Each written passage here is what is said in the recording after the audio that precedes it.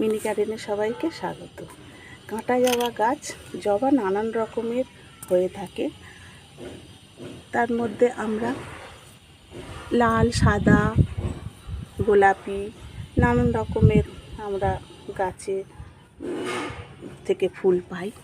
আর এই ফুল গাছটা কেমন ফুল দেয় সেটা এখনও ফোটেনি। গাছটা একটা ছোট চারা গাছ এনে রোপণ করেছিলাম, আর তার থেকে এই শাঁখা পোশাখা বেরিয়েছে, আর অজস্র শাঁখা বেরিয়েছে, ফুল পাতায় ভরে গেছে, আর কুঁড়িও এসে গেছে। এই কুঁড়ি এসে গেছে, ফুলটা কেমন হয় ফুটলেই বুঝতে পারবো আর আপনাদের সঙ্গে শেয়ার করব। এই ফুলটা কেমন হয়, পাতার কালার তো এইরকমই।